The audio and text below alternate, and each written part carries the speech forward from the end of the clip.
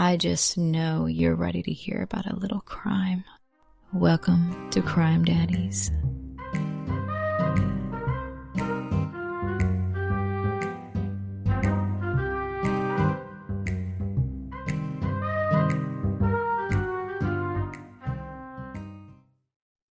Warning, this podcast is hosted by two true crime dads that will talk about murder, drugs, rape, and offenses against children. We may crack jokes and make light of something so terrible that has happened, but it will never be about the victim or the victim's family. You have been warned. Welcome back to Crime Daddies. My name is Jacob. And I am Hunter.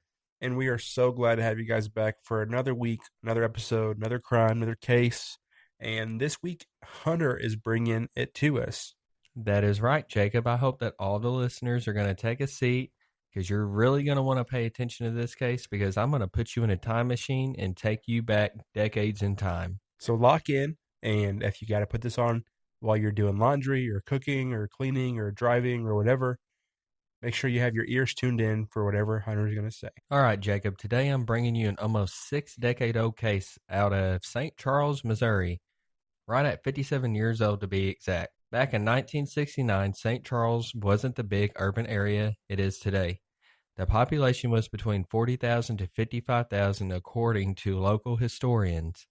It had a massive suburban expansion that occurred in the 1970s. Today, the projected population for the city of St. Charles, Missouri in 2026 is approximately 73,292. The broader St. Charles County has an estimated population of 430,408. It was founded in 1769 by French-Canadian fur trader Louis Blanchet. That's my French accent, everybody. Good job, good job. St. Charles is Missouri's third oldest city, situated 30 miles northwest of St. Louis. It served as the launch point for the Lewis and Clark expedition and was Missouri's first state capital. St. Charles's rich heritage is defined by several pivotal milestones. It has French and Spanish roots. Originally established as a fur trading post, the village was renamed San Carlos Borromeo under Spanish rule before evolving into St. Charles. It is the gateway to the west. In May 1804, Lewis and Clark assembled in St. Charles and was considered the final civilized supply hub before they ventured into the uncharted western territories of the Louisiana Purchase. It served as the state capital between 1821 to 1826. After Missouri achieved statehood, St. Charles served as the state's first capital. You can still tour the restored First Missouri State Capitol's historic site on Main Street. So on the historic Main Street, St. Charles features the longest historic district in the Midwest, spanning over 150 19th century buildings on the National Register of Historic Places. This area pays homage to the city's French, German, and African-American heritage. It also served as trails and was a pioneer. The city is recognized as the eastern starting point of the Boone Licks Road, which branch out into the Santa Fe and Oregon trails. The legendary Daniel Boone spent his years in this area. Today, the St. Charles County Historical Society preserves the legacy of the city's pivotal role in the American westward expansion.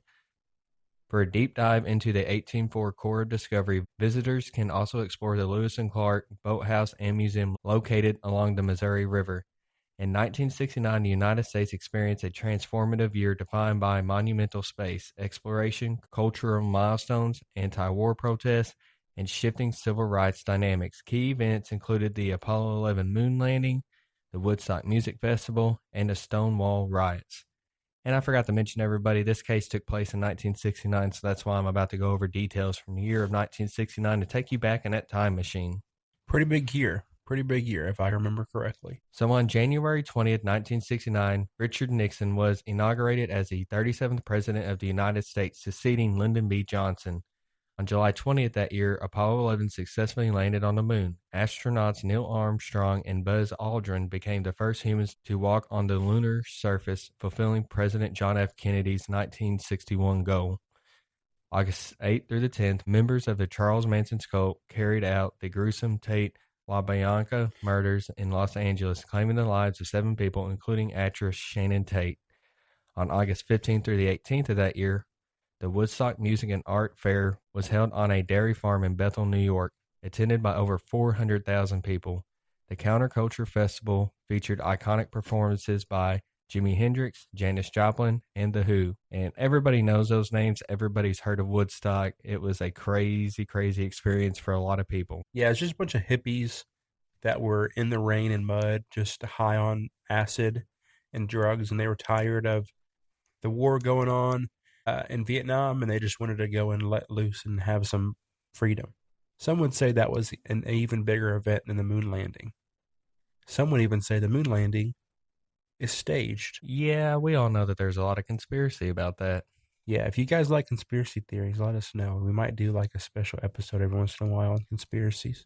There's a bunch of cool ones. On November 10th that year, Sesame Street premiered on PBS, introducing educational programming and beloved Muppets created by Jim Henson to American households. Also in the year 1969, Beatlemania was in full force. That same year, the Rolling Stones released hits like Honky Tonk Woman and hosted a massive free memorial concert in London's Hyde Park following the death of Brian Jones. Some classic debuts from that year that premiered in 1969 included The Brady Bunch and Scooby-Doo, Where Are You? And I watched Scooby-Doo so much when I was a kid, and I also remember seeing Brady Bunch on TV Land. I definitely watched both of them. I think, and this might be a hot take, but I think the 1960s Scooby-Doo, the original, is far better than anything they've done since.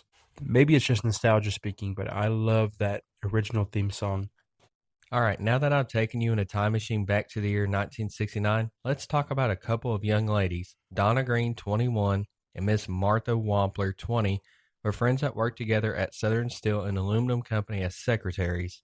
Miss Green was a wife of Army Private First Class Kenneth Green, stationed in Germany.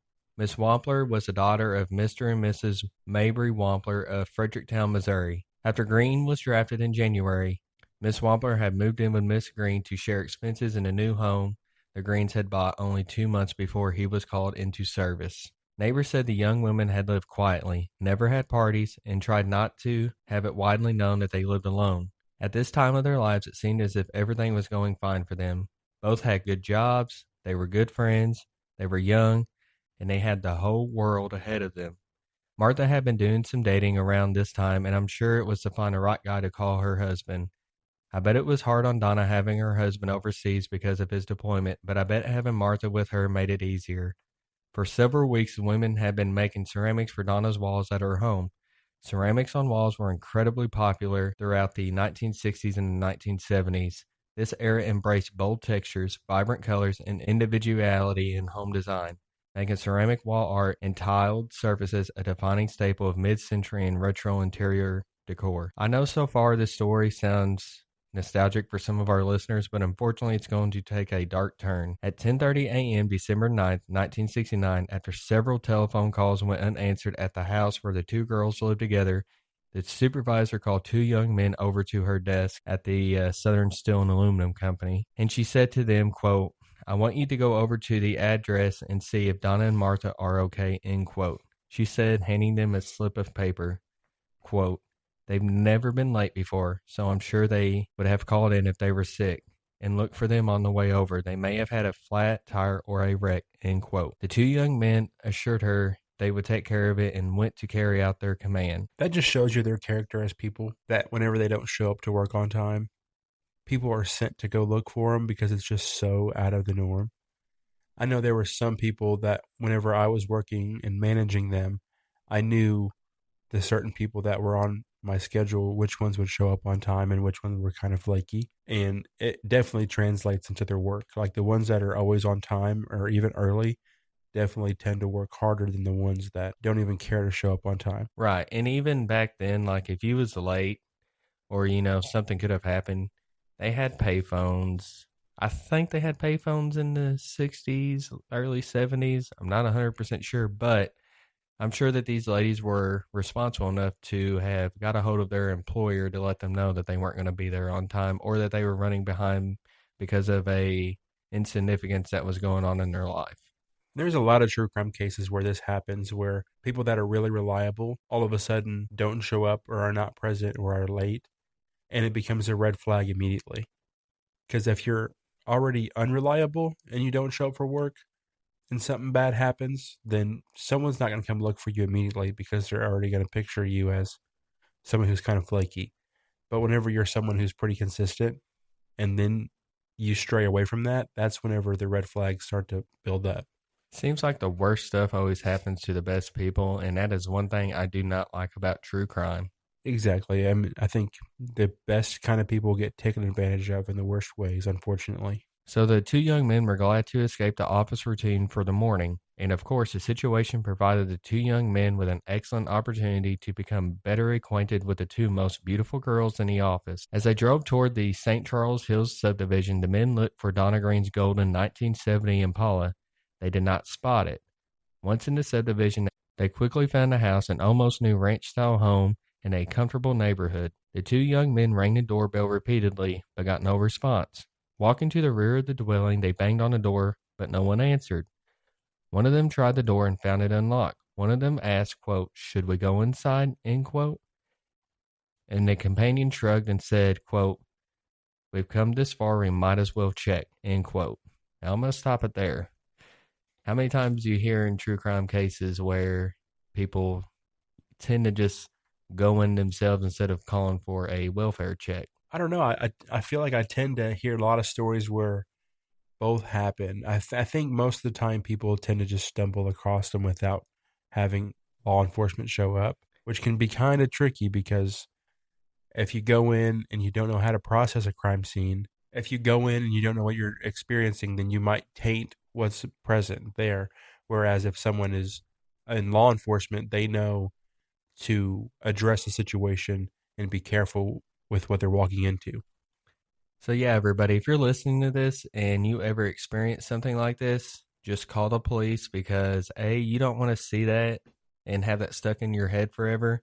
And B, you don't want to compromise the crime scene. And that happens so often in true crime, especially whenever said people might know any victims. Emotions get really high and some things can happen. And like Hunter said, it compromises the integrity of evidence that is present sometimes. So they stepped into the kitchen and one of them called out for Donna Green. There was no reply. He swung open the nearest door and the scene before him caused the young man to recoil in horror. He shouted, "Oh my Lord!" But I'm sure he didn't have a southern accent, so. Maybe not. Maybe he did. It's still close enough. So he's seen this after he stepped into the small bathroom before him. The shapely nude figure of Donna Green knelt beside a bathtub as though in a prayerful pose. But it took only one glance to know that Donna was not praying. Her head was submerged in almost a full tub of red-tinted water. The two young men ran through the kitchen door and sprinted across the backyard to a neighbor's house. The housewife who lived there was somewhat startled at the wild appearance of the two at her door, but quickly agreed to let them use her phone. The desk sergeant at St. Charles Police Headquarters listened carefully to the almost incoherent words as the office worker explained what he and his friend had discovered. The officer told the man not to leave the place and await the arrival of the police. Then in 5 minutes, Detective Lieutenant Alvin Regot and Sergeant Everett Jones reached the scene and entered the greenhouse through the same door that the other men had used. As the two men had said, Donna Green was found kneeling beside the bathtub. The policemen did not touch the young woman, who was obviously dead. However, they noted that there was a wound on the left side of her head. They also saw the nylon stocking was knotted around her slim neck. Her dark brown wavy hair floated like fine silk strands around her head. While Sergeant Jones telephoned the office of the coroner, Lieutenant Regot walked through the other rooms of the beautifully furnished home. Being careful not to touch anything, he saw that nothing seemed to have been disturbed until he entered a bedroom. The room had literally been wrecked. The drawers of the dresser were pulled out, with much of their contents seemed to be piled on the dresser and chair. But that initially attracted the attention of the investigator was a nude body of a woman lying on a bed. The blonde was wearing a nightgown that had been pulled up around her neck. Her long hair and pillow beside her head were soaked with blood, just like her companion. It was theorized that Martha had been beaten in the head with a hammer, vase, and a lamp. Donna had been strangled with apparently an electrical cord. Goodness, dude, that is so sick. It is sick because these young, beautiful women were just brutalized. So yeah, they're being hit with a hammer and lamps and strangled with electrical cords. Like, they're using anything they can to get rid of these women in the most violent way possible. And I will go ahead and say this, that in the autopsies that were performed on these women, it was found that there is no sexual assault. So this sicko just did it to inflict damage. They weren't doing it because they were a sexual sadist. They did it because they, I don't know, wanted power. I don't know. That's just that's interesting, because most of the time, whenever someone is found murdered and nude, like you said, then it would suggest some sort of sexual deviancy was present. But the fact that they said it wasn't is very telling. Yeah, we're going to get into some theories as we continue. All right. So the police start to do some investigating, and they found that there is no sign of forced entry into the 3-bedroom house. A neighbor, John Stevens, told the Globe Democrat he heard his dog barking in the yard at about 11 p.m. Monday, and when he looked out, he saw nothing. Stevens added that several months ago, he noticed a patrol car parked in front of his house, and when he inquired why, he was told that there had been reports of peeping Toms in the area. The man in the patrol car was a guard from the St. Andrews Plaza, a shopping center nearby. Stevens said Miss Green had been taking a course at St. Andrews Beauty College in addition to working. A car which Miss Wampler had rented while her own car was being repaired was still in the front of the Green home at 2 a.m., one neighbor had said. But another neighbor said it was not there when she left for work at 6:15 a.m. Miss Green's Volkswagen, however, was still in the garage. Yet another neighbor told the Globe Democrat he saw a man get out of a car and walk toward the greenhouse at about 3:30 p.m. Monday. Whether the man entered or not was not seen, nor did the neighbor pay enough attention to be able to recall either the man or the car.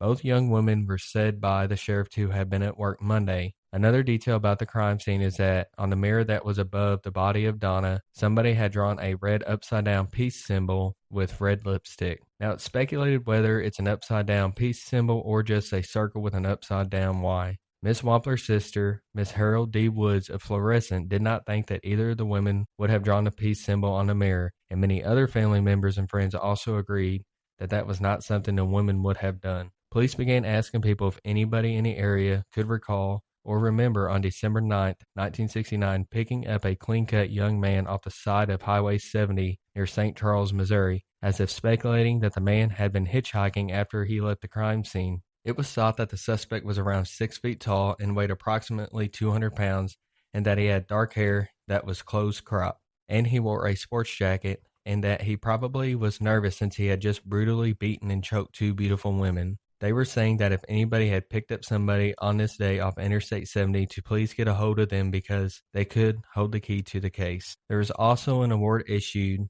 that was for $2,500 for anybody that could lead to the arrest of the offender. They were basing a description of the man possibly picked up hitchhiking off the neighbor's description of the man that they saw at the home that Monday because he was seen walking half a block up the street to the Green home.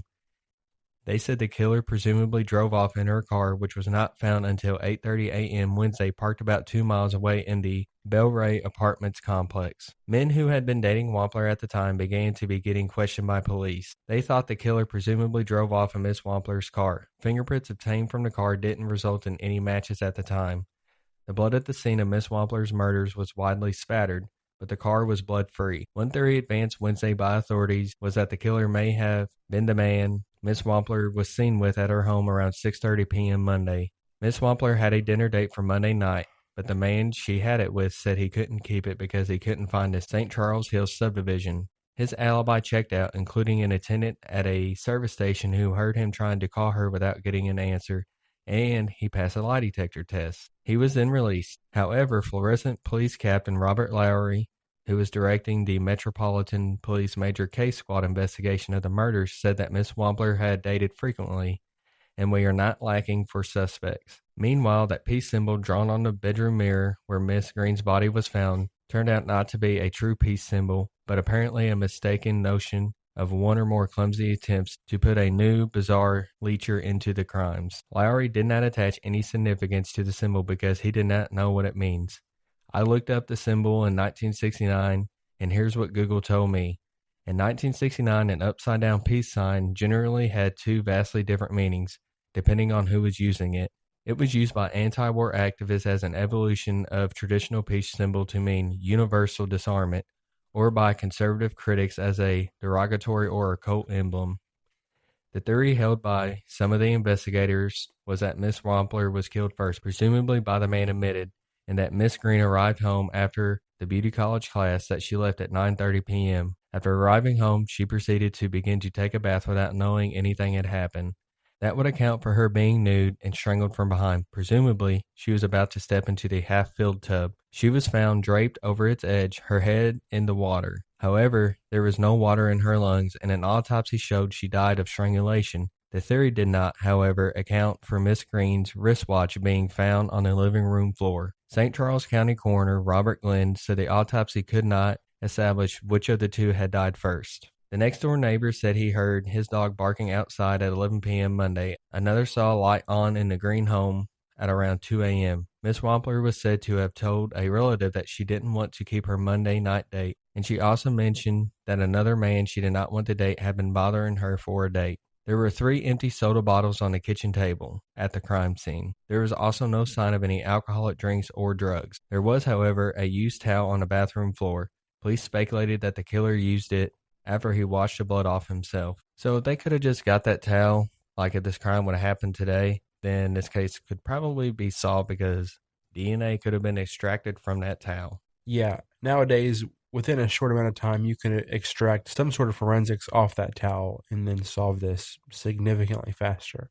Or even some of the empty soda bottles that were found at the crime scene or in the house. Yeah, big time. I mean, it would be pretty simple because you think about it, most people, and I'm going to say most people nowadays, are fingerprinted or in some sort of system because you think whenever you're doing Ancestry.com or 23andMe and all these other things, you don't think, but you're submitting all your DNA to databases and they are now able to be used by law enforcement. And so nowadays, if you were a perpetrator of a crime and you unknowingly wanted to go find out your ancestry and you submit your DNA to 23andMe, it's coming back to you. And so I'm sure if something like this happened now in 2026, I don't think it would last long. No, because, I mean, they could have got touch DNA from anything in the house, even, got fingerprint evidence off of the lamp that the perpetrator used. And, I mean, there's just so much. I mean, we have just came so far in science and forensics to help solve crimes that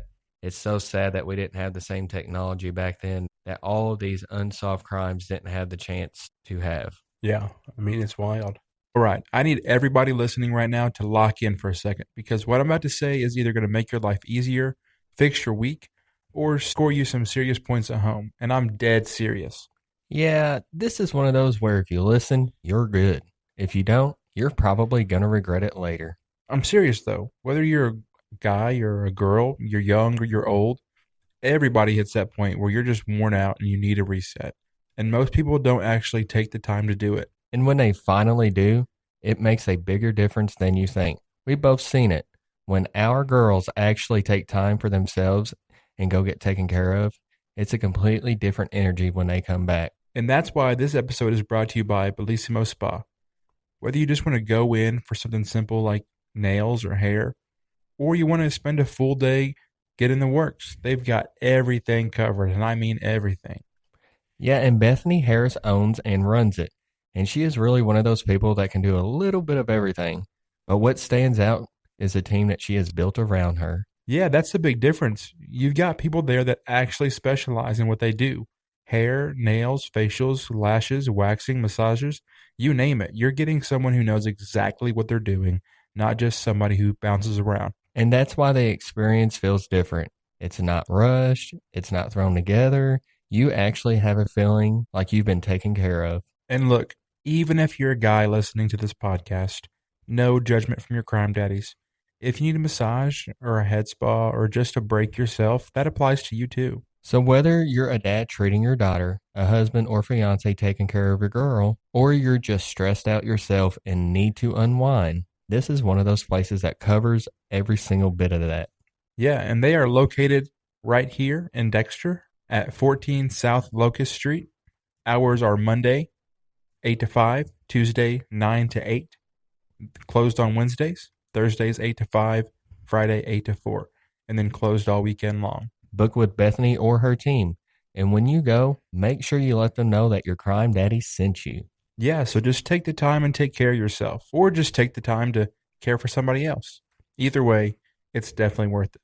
Bellissimo Spa is Crime Daddies approved. Now let's get you back to the episode. So unfortunately, none of this evidence ever brought the offender to justice. Don't tell me that, Hunter. I hate unsolved cases. Well, Jacob, I'm sorry to break your heart because this case went cold and it seems like it may never be solved. Oh, I hate unsolved. I hate them so much because I like whenever there's some sort of closure for the victim's sake. Like the TV show Unsolved Mysteries, I hate it. I can't stand it because every episode is open-ended and you don't get any closure, and these people just have to go on without answers, and it irks me. Like I wish every person that committed something heinous and disgusting like this just got caught and got what's coming to them. And I hate that the world's not perfect whenever it comes to monsters. Oh, I couldn't agree more. I hate unsolved crimes myself. They are interesting, though. I'll give them that. They do still pique my interest, and I do like to learn about them. It feels better whenever there's closure, especially whenever you're hearing about it. And like I said, it's too bad that we did not have DNA back then because I'm sure that the killer would have been caught by now. Sure. However, I have found some interesting conspiracies online that may have some truth to them. Huh. I couldn't find any other murders in the area at the time that used the same upside-down peace sign at the scene. One user, Axis1982, on websleuth.com said she grew up 10 houses down from the house where the murders occurred, but she lived there years after the murders happened. Sure. So I'm sure she heard stories from people in the neighborhood over the years. And she said, quote, "There is a page for the kids that grew up in the neighborhood.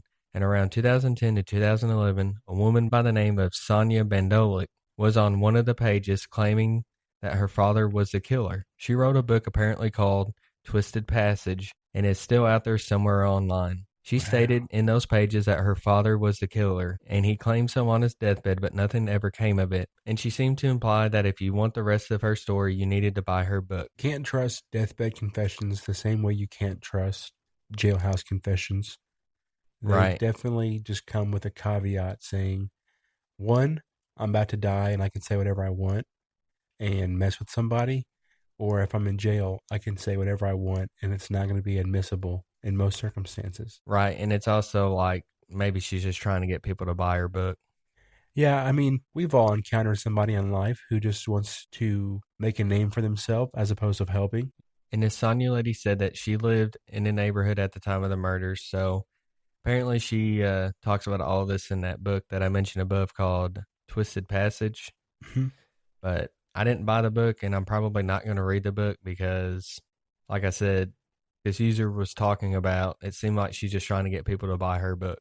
So the user, Access1982, also said, quote, "On the same group page, there was another person who lived next door and indicated that it was someone who knew one of the women and was seen by the neighbors sitting on a victim's couch when trick-or-treating on Halloween before the murders took place. Apparently, this was well known to those in the area, but the person had an alibi that checked out, and to date, it remains unsolved," end quote. Another user by the name Lisa Marie 62 said, quote, "I lived in the house across the street at the time of the double murders. I knew both women and Donna's husband who was in Germany. I remember him coming home. I saw and heard some from that night, which I conveyed to the two detectives who were in my living room the next day. I'm actually just finishing a book about the experience as I was asked to go under hypnosis by someone from the cold case squad many, many years later. I was 7 years old at the time. The book will be available in May," end quote. So there might be some truth to this, but so far, you know, two of these stories have books to them. Yeah. And if there's some truth to it, absolutely. Everybody go read these books if you want to dive deeper into the case, but I'm kind of on the fence about it. Yeah, I mean, I'm sure it's easy to be hesitant, especially whenever it just looks like it might be a tool used to sell a book. And whenever Hunter and I look at facts, we like facts that are substantiated and backed up by sources. And sometimes people's stories that they might write in a book might not have data that supports it, right? Right. And it's different. If it's a book that is written by, you know, a journalist that has actually went out and did the footwork to go interview victims or go interview relatives, and, you know, they went interview detectives and different people that was involved in the case, that's completely different because I'm sure most of everything that they're talking about in that book is going to be factual evidence. But if I just went and decided, you know what, I witnessed something happening, let me go write a book about it, I'm not credible just because I was around. If it didn't happen to me, and if I don't have the facts that back it up, then there are other sources that are better than me. So another user by the name of Conduit said, quote, I went to school with Donna and her husband, so her death has always been of interest. I have no firsthand verified information, but a couple of years ago I met an old friend who was familiar with a lot of the people from the old neighborhood. I brought up the subject of the murder, and he told me a story about a friend of his who claimed one evening while drinking with an old boyfriend of Donna's from the old neighborhood, the boyfriend admitted to having committed the murders. Apparently, their former boyfriend was unable to come to terms with losing Donna and decided to confront her. He knew where she lived and planned on going to her house and wait for her to get home. He broke in and waited, but instead of Donna, Martha showed up and caught him in the house. He panicked and killed her, and if I remember correctly, it was then that Donna arrived. He consequently killed her as well. Like I said, this is secondhand information and may be totally bogus or already considered and proven false. I believe my friend that told me this told me that the former boyfriend has since died, end quote. Does this former boyfriend have a name or something? It never did mention a name. So like I said, Of course, this is just some conspiracy about the case and just stories that have been told, because there is not a lot of information on this case unless you're looking through newspaper articles, but a lot of the newspaper articles are very repetitive with the exact same information. And since, back then it was so hard to do investigative work, that there's not a lot of information because, today detectives have to be a lot more informative with what they find as far as typing it out or writing it down. Mm-hmm. Where back then a lot of detectives just kept the information in their head because they didn't write a lot of stuff down. The infrastructure was not as deep as it is now. Another user, Sina Zayok, said, quote, in 1989, the cops say they know who it is, although they don't mention him by name. And frustratingly, newspapers.com doesn't seem to have anything about the case after this date, end quote. Now, I actually looked and I could not find this information anywhere that the user stated in newspaper records, though. So just another, comment story that really doesn't hold any true value. Yeah. So although these stories may have some truth to them, there's just not enough evidence to convict anybody in the court of law. So much time has passed that the killer could also now be deceased and could have taken what actually happened to the grave with them. I hope the covering of this case can spark somebody's memories and help bring the killer to justice. These beautiful women did not deserve what happened to them on the night of December 8, 1989 and the early morning hours of December 9, 1969. More than 700 people have been interviewed with no charges ever being filed. We will upload a sketch of the suspect from 1969 on our socials. And they also had kind of like a tip line back when this first happened. Yeah. And there was more than 40 letters that were submitted. And there was one of them that seemed to have had some, evidence or talk to the letter itself that could lead investigators in the right direction. But when they reached out to the person about this letter, they never responded back. 68 and 69. So yeah, this is kind of Zodiac with the letters and the upside down peace symbol, because the Zodiac operated in similar ways, and maybe this could have been a copycat killing of the Zodiac killer. Although I can't prove that, so I don't want to put my speculation out there that that's what it was. I'll put it out there because it's interesting. This happened in 1969. And if the Zodiac is committing his crimes over about 68, 69, kind of makes sense that there is a connection, because you have a weird symbol written at the crime scene, and now you have suspicious letters only a year after the Zodiac. I'm saying that there definitely may be a correlation. Not that this person is the Zodiac, but this person might have been influenced in some way from watching the news and the media. And the Zodiac was so big, it was nationwide, and maybe this person was just so sick that they wanted to replicate it. But theirs was a little different because the Zodiac killing was mostly by firearm, and this person was, horrific in the worst way possible. They killed in such a passionate and brutal way, which is a little bit different than shooting with a gun. So there's some parts of it that kind of do resemble it, and there's some parts that are very unique to this case specifically. If I was to guess, I would say that I could go along with the story that maybe it was one of Donna's exes, or I could go along with the story of the guy that Martha did not want to date and he kept asking for a date. Yeah. Maybe he showed up, confronted her, and things got out of hand, and then he waited on Donna to get home. And maybe he did use what he had seen about the Zodiac Killer to throw investigators off from pointing the direction at him.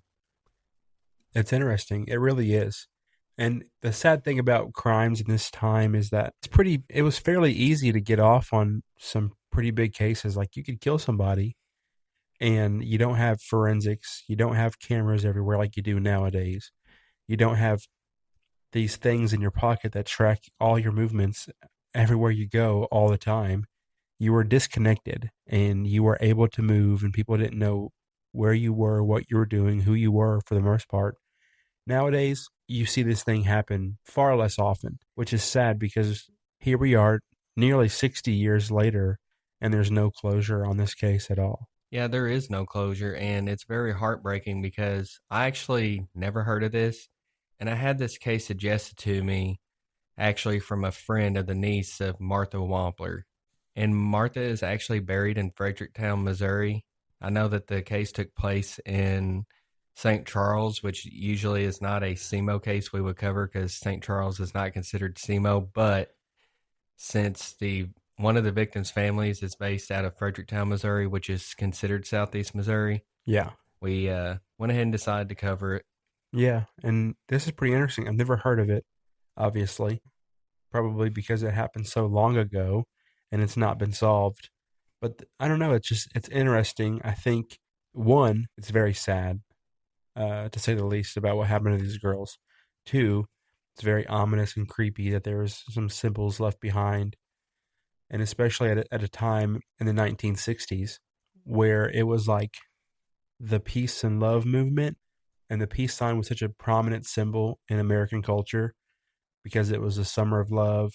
You had Woodstock going on, and you have people protesting the Vietnam War in the name of peace.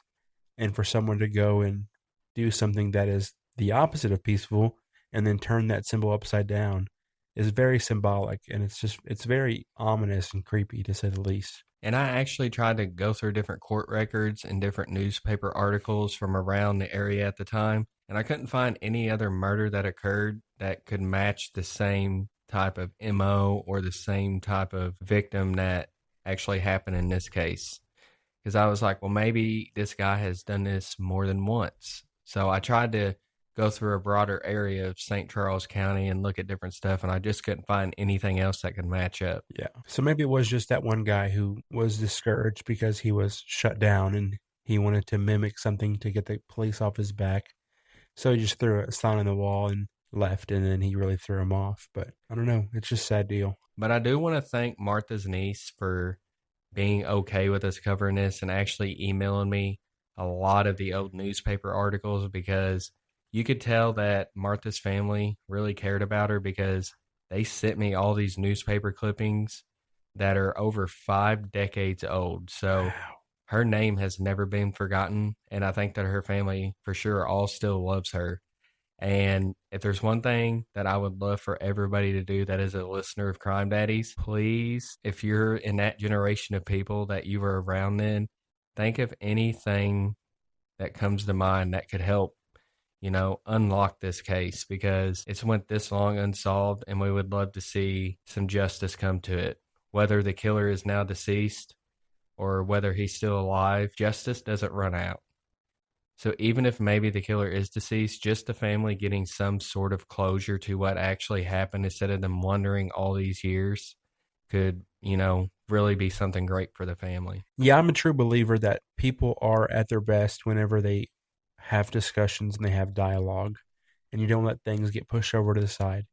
And so if this episode in any way can spark up conversations with you and people that might be from this generation, or know someone from this generation or from this area and that generation, any discussion, any kind of talk, any sort of anything at all can really become something whenever we're talking about bringing closure to a case that's, like Hunter said, 57 years old, pushing 60.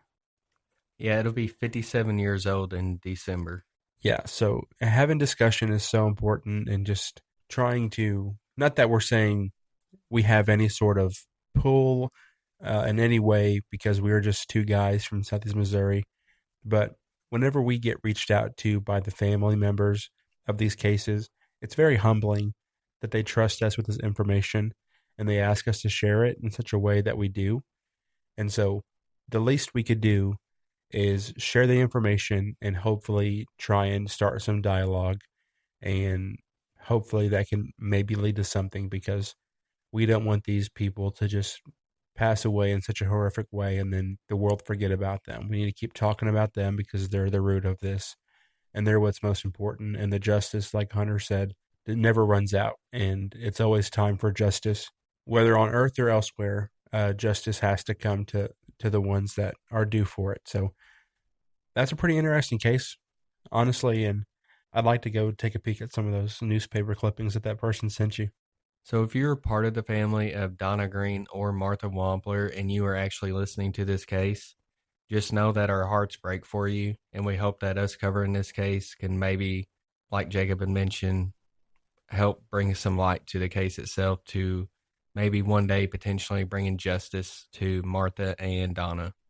And if you have any information at all, we recently started our newsletter, and if there's anything that we can correct or do better on cases like this that are so old and don't have a lot of sources, like Hunter said, he tried looking through tons of newspapers and articles and clips, and being so old, we were at the mercy of what we got sent for the most part.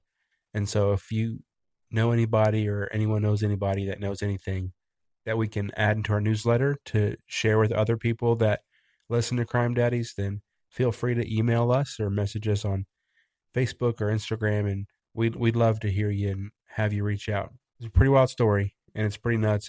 It's heartbreaking. It's mind-boggling, to say the least. 2 young women taken way too soon, not just in a quick and easy way. It sounds like very painful and very demeaning, very vulnerable to die and then be stripped of your clothing, either before or after, and then to be hit with some brute force or strangled or whatever the case ends up being. It's very sick, and it shows you the depravity of the individual who did that to them. And if that person can do that to them, then that person doesn't operate like a normal human being. And so any justice would be awesome for these cases. And again, thank you to the family of Martha for giving us the opportunity to be able to trust us with covering this case. All right, guys, thanks for coming back for another episode. We appreciate you guys so much. And if you don't mind, it costs exactly $0.00 to go and support your Crime Daddies so we can continue to bring you guys these cases on a week-to-week basis. If you guys want to just show the love by following us on social media and all the platforms that we post our podcasts. So if you want to double dip and subscribe to us on YouTube and Riverside and Apple and Spotify and Deezer and Amazon and iHeartRadio, go ahead and go to all those and just hit follow or subscribe to any of them. And if you want to go ahead and rate us, give us a review on the podcast, we would love to have your honest feedback. If you want to go ahead and give us 5 stars and just let us know what you liked, didn't like, and we read it all. So we appreciate you guys. And of course, if you guys ever want to reach out, we recently started a way for everyone in the audience to now submit cases. And we just ask that if you submit cases, you do so in a similar way like the family did today, where they provided us some resources. And so we have a link in our bio where you guys can go and submit cases that we can cover and attach sources for us to look through so we can build a case. Other than that, you got anything else, Hunter? Yeah, if you're going to leave us a review, please let it be a 5-star review. We can't tell you why it helps, but it does help us on the algorithm to get pushed out to more people out there. We love our SEMO people dearly, but we would also like to grow this podcast outside of SEMO.